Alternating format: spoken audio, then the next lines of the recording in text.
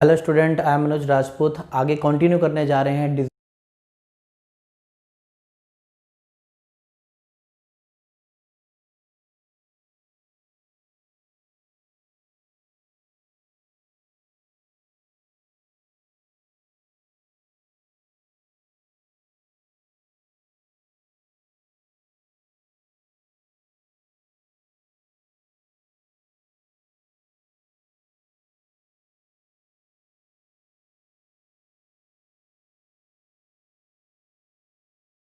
Resolution of A firm का 26th question, जिसमें lesson मैंने पहले से ही प्रिपेयर कर लिए हैं।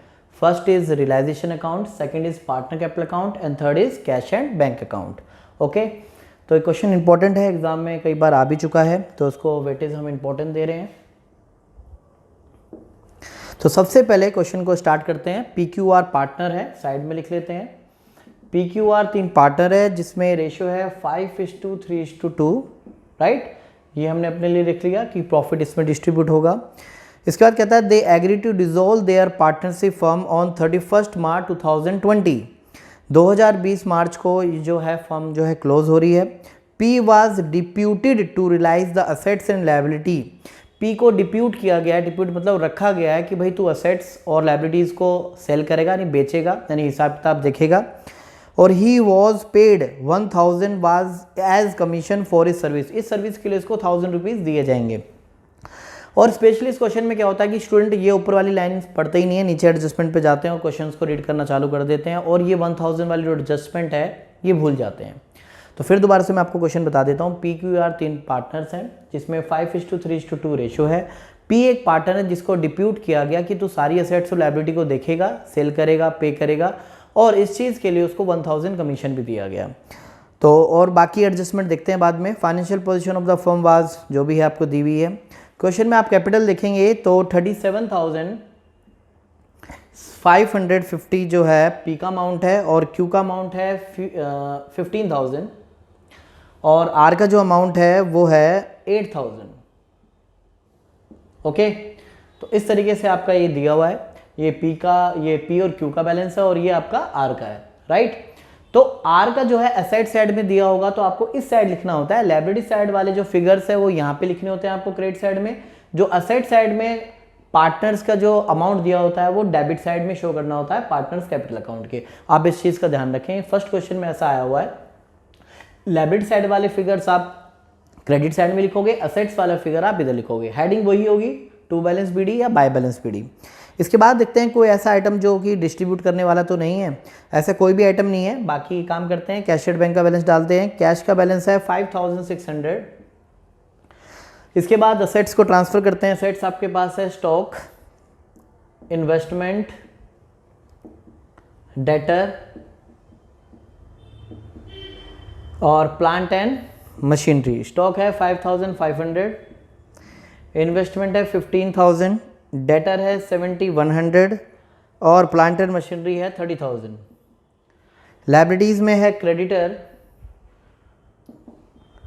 बिल्स पेबल और इन्वेस्टमेंट फ्लक्चुएशन रिजर्व 10,000, 3,700 और 4,500। ओके, ये आपकी सारी एसेट ट्रांसफर हो गई है, ये सारी आपकी लायबिलिटी ट्रांसफर हो की है। और एक बात ध्यान रहे, प्रोविजन फॉर डाउटफुल डेब्ट, यानी जो डेटर में से माइनस हुआ था उसको हम यहाँ पे शो कर रहे हैं 450, यानी डेटर्स आप यहाँ पे शो करेंगे और उसका जो प्रोविजन है वो आप यहाँ पे शो करेंगे। ओके, ठीक है, ये हमारा असेट्स लायबिलिटी का ट्रांसफर करना हो गया। मोर देन 50% आपका क्वेश्चन यहीं पे खत्म हो जाता है। इतना तो जरूर अटेम्प्ट करें कि सबसे पहले आप यहाँ पे ओपनिंग फिगर्स डालें कैपिटल अकाउंट की, कैश एंड बैंक का बैलेंस डालें, सारी एसेट्स और लायबिलिटी को ट्रांसफर करें। इतना काम करने पे मैंने आपको बताया 2 मार्क्स आपके मिलने होते हैं आउट ऑफ 6। तो आगे देखते हैं, इसमें सबसे पहले एडजस्टमेंट देखते हैं। सबसे पहले बोला था कि P को डिप्यूट किया गया है और उसको 1000 कमीशन दिया जाएगा। तो कुछ भी फर्म पे करती है तो डेबिट साइड में पे करती है, डेबिट साइड से पे करना होता है। तो ये P को पे करेंगे तो P capital account 1000 rupees as इस सर्विस का, यानी कि इसको एक तरह से सर्विस का पैसा दिया जा रहा है या इसको कमीशन दिया जा रहा है। एक तरह से कमीशन का ही पैसा है जो उसको एज ए सर्विस के रूप में दिया जा रहा है कि उसने काम किया, असेट्स को सेल किया, लायबिलिटीज सेल करेगा, पे करेगा। तो P को 1000 रुपीज़ दिए जा रहे हैं। अब यहाँ पे P जो है डेबिट साइड में है, तो P के कैपिटल अकाउंट में ये क्रेडिट साइड जाएगा। एक अकाउंट से दूसरे अकाउंट में अपोजिट जाता है, डेबिट से क्रेडिट साइड में जाएगा। बाय में आप लिखेंगे बाय रियलाइजेशन अकाउंट, ब्रैकेट में आप शो करेंगे कमीशन है। ओके, इसके बाद नेक्स्ट देखते हैं, नीचे आपको एडजस्टमेंट दिया है, P टुक इन्वेस्टमेंट 12,500। ओके, P ने एक इन्वेस्टमेंट भी टेक ओवर की है जिसकी वैल्यू है 12,500। ये है इन्वेस्टमेंट। ओके, तो 12,500 की इन्वेस्टमेंट टेक ओवर की है, तो यहाँ पे क्रेडिट में है तो P के क्या आएगी, डेबिट साइड में आ जाएगी।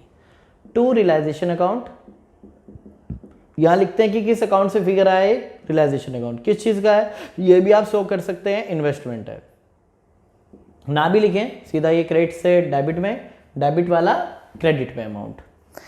इसके बाद डेटर और स्टॉक की जो वैल्यू है, डेटर स्टॉक के बारे में बात बोल रहे हैं, कैश या बैंक डालिए हेडिंग। तो मैंने आपको बताया था कोई भी एसेट्स जो सेल करते हैं वो बाय साइड में सेल करते हैं, और यहाँ पे बोल रहा है कि स्टॉक एंड डेटर का कंबाइंड अमाउंट दिया हुआ है, तो हम भी कंबाइंड अमाउंट शो कर देते हैं, सेपरेट अमाउंट यहाँ पे नहीं है। 11,500 जो है अमाउंट है स्टॉक एंड डेटर का। प्लांट एंड मशीनरी भी सेल की है, क्यू एक पार्टनर है बट उसने कैश दे दिया, तो मैंने आपको बताया था अगर कोई पार्टनर कैश दे देता है तो उस पार्टनर का नेम शो नहीं करते। तो प्लांट एंड मशीनरी को उसने सेल कर दिया है क्यू को, फर्म ने 22,500 में। एक अनरिकॉर्डेड असेट्स है 1,500 की, वो भी सेल हो चुकी है, अनरिकॉर्डेड असेट्स। ओके, लायबिलिटी के बारे में बात करते हैं, तो रियलाइजेशन एक्सपेंस पे किए हैं 900। टू कैश या बैंक के नाम से हम शो करते हैं, रियलाइजेशन एक्सपेंस 900, रियलाइजेशन एक्सपेंस 900 हमने पे किए हैं। क्रेडिटर बीपी के बारे में कोई इंफॉर्मेशन नहीं है, तो उसको हम खुद पे करेंगे, creditor and BP. Creditor 10,000 as it is book value को पे किया जाता है, बीपी के बारे में भी कोई इंफॉर्मेशन नहीं है तो 3,700 पे किया जाएगा।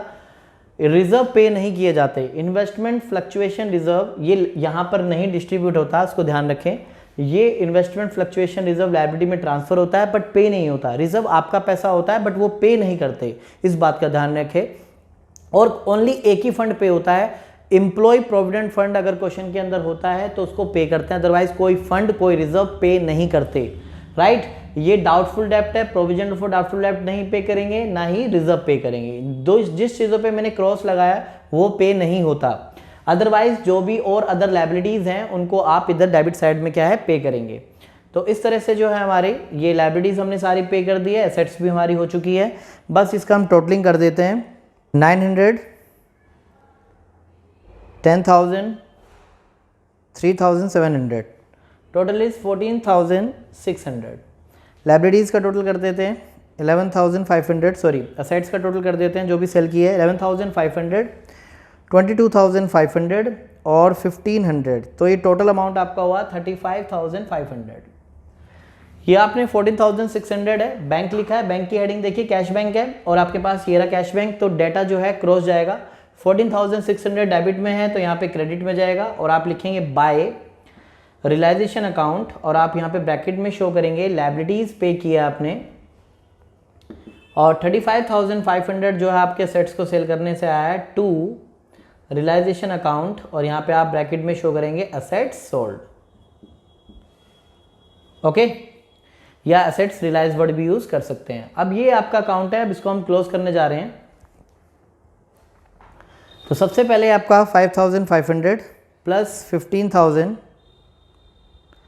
प्लस 7,100 प्लस 30,000 प्लस 1,000 प्लस 14,600, तो टोटल अमाउंट आता है आपका 73,200, 73,200 और क्रेडिट साइड हम माइनस कर देते हैं, माइनस 10,000 माइनस 3,700 एंड 4,500, 450, 12,500 एंड 35,500, तो final answer is 6,550, that is loss. Credit side में लॉस आता है और लॉस डिस्ट्रीब्यूट करेंगे पी क्यू आर तीनों पार्टनर्स में इन्हें 5:3:2 की रेशो में। तो सबसे पहले 6550 को मैं डिस्ट्रीब्यूट कर रहा हूँ into 5 divided by 10, 3275। After that 6550 का 3 डिवाइडेड बाई 10, 1965। इसके बाद 6550 मल्टीप्लाई बाई 2 डिवाइडेड बाई 10, 1310। तो लॉस जो क्रेडिट साइड में आया पार्टनर्स में डिस्ट्रीब्यूट करेंगे क्रॉस, क्रेडिट है तो डेबिट साइड में, तो लॉसेस जो है डेबिट साइड में आते हैं क्योंकि पार्टनर्स की कैपिटल को कम करते हैं, रिड्यूस करते हैं। तो ब्रैकेट में आप शो कीजिए यहाँ पे लॉस 3275, 1965, 1310 और फाइनली अब इसको हम पार्टनर्स कैपिटल अकाउंट को भी क्लोज कर देते हैं। ये टोटल अमाउंट है 38,550 एंड 15,000 क्यू का अमाउंट है 15,000 और 38,550। तो जो भी बैलेंस आएगा उसको हम कैश या बैंक से शो करते हैं। ये फाइनल अमाउंट होता है जो कि पार्टनर से लेना या देना होता है। ये बैलेंसिंग फिगर शो कर देता हूँ मैं। और ये आर का जो डेबिट साइड अमाउंट ज़्यादा है ये देखना होता है कि किस साइड ज़्यादा है। तो 9,310 जो है आर कैश लेके आएगा। यहाँ पे कैश आने का मतलब ये है कि इतना पैसा जो है वो ब्रिंग किया जाएगा यानी लाया जाएगा, यानी ये केस में पैसा ब्रिंग यानी कि आर जो है इतना पैसा लेके आएगा। और यहाँ पे कैश आने का मतलब ये है कि पी और आर जो है इतना पैसा विड्रॉल करेंगे फॉर्म में से। तो 38,550 में से माइनस कीजिए आप 12,500 और 3275, ये आपका अमाउंट आएगा 22,775। इसके बाद में 15,000 में से आप माइनस कीजिए 1965, तो अमाउंट आता है आपका 13,035 रुपीज़। ओके, अब आर को जो हमने टोटल किया और ये आपका बैलेंस यहाँ पे आ गया। तो ये दोनों तो विड्रॉल करेंगे तो डेबिट से क्रेडिट में आएगा by P capital account by Q capital account. तो ये अमाउंट है आपका है 22,775 और 13,035 और 9,310 जो है वो आपका आया आर के अकाउंट से, आर कैपिटल अकाउंट। अब ये दोनों साइड जो है इक्वल आनी चाहिए, अदरवाइज हमारा आंसर गलत होगा। नहीं तो 5600 जो है अमाउंट है आपका डेबिट प्लस 35,500 प्लस 9,310, तो 50,410 जो है आपका टोटल अमाउंट है। क्रेडिट साइड को देखते हैं 14,600 प्लस 22,775 प्लस 13,035, तो ये भी आपका अमाउंट सेम आ गया है। तो दैट मीन्स आपका आंसर पूरा ठीक है। एक बार क्वेश्चन को हम और दोबारा देख लेते हैं। देखिए एक बार क्वेश्चन को फिर दोबारा मैं बता देता हूँ। सबसे पहले आप तीनों अकाउंट को मेंटेन करेंगे यानी बनाएंगे लेजर्स। उसके बाद सबसे पहले आप पी और क्यू के बैलेंस डालेंगे क्योंकि लाइब्रेरी साइड में बैलेंस दिए हुए हैं और जो असेट साइड में बैलेंस दिया होता है वो पार्टनर्स कैपिटल के डेबिट साइड में जाता है। ओके, इसके बाद कैशियर बैंक का बैलेंस है जो आपका 5,600। इसके बाद जितनी भी असेट्स हैं stock, investment, debtor, plant and machinery transfer किया। पर जो डेटर का अमाउंट है वो ध्यान रखिए जो इनर कॉलम में 7,100 है वो यहाँ पे शो करेंगे और जो उसका डाउटफुल डेप्ट है वो आप लाइब्रेरी साइड में शो करेंगे। इसके बाद क्रेडिटर, बीपी और इन्वेस्टमेंट फ्लक्चुएशन रिजर्व लाइब्रेरी में ट्रांसफर करेंगे। ओके, देन सबसे पहले यहाँ पे क्वेश्चन बताया हुआ है कि पी क्यू आर पार्टनर्स है, रेशियो है 5:3:2। पी को डिप्यूट किया गया है कि वो सारी एसेट्स और लाइब्रेरीज को सेल करेगा, तो इस चीज़ के लिए उसको 1,000 जो है कमीशन दिया जाएगा।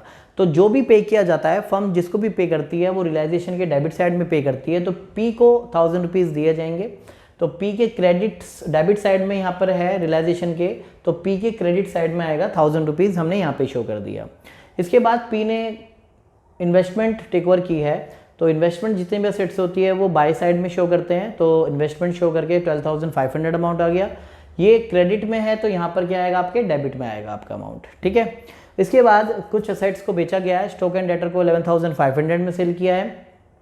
प्लांट एंड मशीनरी जो है वो क्यू को सेल की है बट उसने कैश पे कर दिया है इसलिए हमने कैशियर बैंक में ही डाला है। अनरिकॉर्डेड असेट्स 1,500 में सेल की है, टोटल अमाउंट 35,500 है। लाइब्रेरीज की बात की जाए तो रियलाइजेशन एक्सपेंस पे किया है 900, तो कोई भी लाइब्रेरी पे होती है, कोई एक्सपेंस पे होते हैं तो डेबिट साइड से पे किए जाते हैं। क्रेडिटर और बीपी के बारे में कोई इन्फॉर्मेशन नहीं है, एज इट इज पे कर दिया हमने बुक वैल्यू पे। रिजर्व्स और डाउटफुल डेब्ट पे नहीं किए जाते। टोटल करके अमाउंट आपका यह है 14,600। डेबिट से आप इसको क्रेडिट में शो करेंगे और क्रेडिट वाला जो अमाउंट है वो डेबिट में शो करेंगे। तो फाइनली इसमें डेबिट साइड जो टोटल था वो ग्रेटर था, तो बैलेंस जो है क्रेडिट साइड में आया है, बैलेंसिंग फिगर। तो ये जो बैलेंस आया है ये आपका लॉस आया है, और लॉस को हमने PQR में डिस्ट्रीब्यूट कर दिया, क्रेडिट से यहाँ पे डेबिट साइड में आएगा लॉस। ओके, इसके बाद फाइनल हमने पार्टनर कैपिटल अकाउंट को क्लोज किया, जिसमें P और Q की क्रेडिट साइड ग्रेटर थी, तो डेबिट साइड में बैलेंस आ रहा है। तो डेबिट साइड में बैलेंस आने का मतलब ये है कि P और Q इतना कैश विड्रॉ करेंगे फर्म में से, और R जो है क्रेडिट साइड में बैलेंस आया है, यहाँ पर ये क्रेडिट साइड है, क्रेडिट साइड में बैलेंस आया है, तो 9310 जो बैलेंस है ये पैसा R को लाना होगा, ठीक है, क्योंकि इसके फर्म में जो है कैश नहीं था इसके पास, तो ये इतना पैसा लेके आएंगे, तो ये डेबिट साइड में शो करेंगे, और ये दोनों फिगर्स जो है क्रेडिट साइड में शो करेंगे। कैश एंड बैंक अकाउंट जो है आपका इक्वल हो गया है। तो इस तरह से आपका पूरा क्वेश्चन जो है फिनिश हो चुका है। तो नेक्स्ट क्वेश्चन की ओर चलते हैं, एक और इंटरेस्टिंग क्वेश्चन।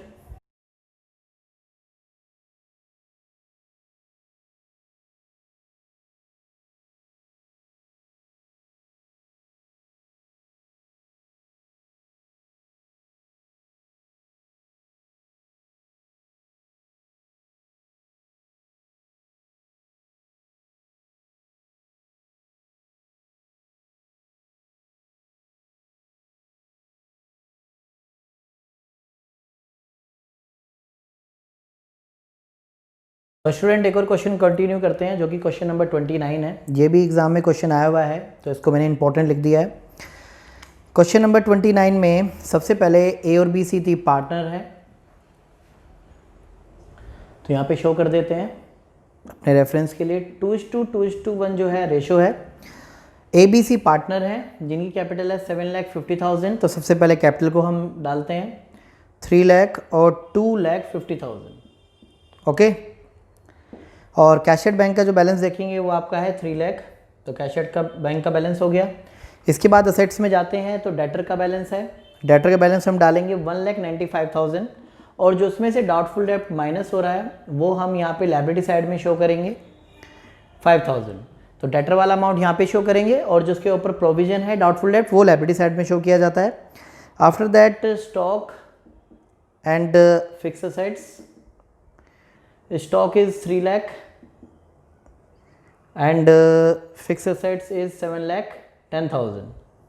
ओके, इसके बाद लायबिलिटीज हमारे पास एक ही है जिसका नाम है क्रेडिटर, तो क्रेडिटर आपके 2 लाख हैं। ओके, तो फाइनली हमने कर दिया है, हमने कैपिटल अकाउंट के बैलेंस डाल दिए हैं, कैशेड बैंक का बैलेंस डाल दिया है, सारे असेट्स के बैलेंस ट्रांसफर कर दिए हैं, और लायबिलिटी के भी बैलेंस ट्रांसफर कर दिए हैं। इसके बाद बात की जाए, फिक्स असेट्स को सेल किया है बाय कैश बैंक, हेडिंग डालते हैं, जो भी असेट सेल की जाती है बाय साइड में सेल की जाती है। फिक्स असेट्स को सेल किया गया है 6,75,000 में। स्टॉक को जो सेल किया गया है वो 3,39,000 में, और डेटर को जो सेल किया गया है वो 1,35,000 में है। क्रेडिटर भी पे किए गए हैं, तो यहाँ से आप पे करेंगे डेबिट साइड से टू कैश या बैंक, हेडिंग डालते हैं। क्रेडिटर को पे किया गया है 1,85,000 in full settlement. In full settle का मतलब ये है कि 2 लाख की जो पेमेंट है वो 1,85,000 में ही हो गई है, फर्दर आपको कुछ भी नहीं पे करना है। रियलाइजेशन एक्सपेंस जो है 19,000 है, रियलाइजेशन एक्सपेंस, बाकी और कोई लायबिलिटी नहीं है। ये यहाँ पे क्रॉस मार रहा हूँ क्योंकि ये पे नहीं होता है, जो भी चीज़ पे नहीं होती मैं यहाँ पे क्रॉस मार रहा हूँ। क्रेडिटर पे हो चुके हैं, रियलाइजेशन एक्सपेंस भी पे हो चुके हैं, तीनों असेट्स जो हैं वो भी यहाँ पे सेल हो चुकी है। बस फाइनली हम इसको क्लोज कर देते हैं। ये बहुत ही इजी क्वेश्चन था, तो यहाँ पे क्लोज करते हैं। सबसे पहले हम रियलाइजेशन अकाउंट ही क्लोज कर देते हैं, और इनकी टोटलिंग भी कर देते हैं एंड टू एंड। तो ये अमाउंट है 1,85,000 प्लस 19,000, तो टोटल अब आपका अमाउंट बन जाता है 2,04,000। 6,75,000 प्लस 339 प्लस 1,35,000, तो टोटल अमाउंट बनता है 11,49,000। ओके, तो कैश एट बैंक में भी इसको ट्रांसफर करेंगे, डेबिट वाला क्रेडिट में और क्रेडिट वाला जो अमाउंट है वो डेबिट में 11,49,000। तो डेबिट में आ गया आपका टू रियलाइजेशन अकाउंट। आप यहाँ पे शो करेंगे एसेट सोल्ड, और बाय साइड में आपका भी शो करेंगे रियलाइजेशन अकाउंट। कोई भी फिगर अकाउंट से दूसरे अकाउंट में जाता है तो आप उसके अकाउंट का नाम लिखेंगे रियलाइजेशन। तो ये आपकी लायबिलिटीज पेड हुई हैं। अब इसको हम क्लोज कर देते हैं रियलाइजेशन अकाउंट को। तो आई होप जो है डेबिट साइड ही बड़ी लग रही है हमें। तो 1,95,000 प्लस 7 और 3 10,10,000 प्लस 2,04,000 14,09,000 14,09,000 माइनस करेंगे इसमें से 5,000, माइनस करेंगे इसमें से 2 लाख, माइनस करेंगे इसमें से 11,49,000। तो फाइनल जो अमाउंट आया है वो 55,000 जो है बैलेंसिंग फिगर है। तो इसको लॉस का नाम देंगे हम, बाय लॉस। लॉस डिस्ट्रीब्यूट होगा ए में, बी में और सी में। तो 55,000 के लॉस को डिवाइड कर रहे हैं। तो 11,000, 22,000 एंड 22,000। लॉस क्रेडिट साइड में है तो क्रेडिट साइड से पार्टनर्स कैपिटल अकाउंट में डेबिट साइड जाएगा, क्रेडिट से डेबिट में।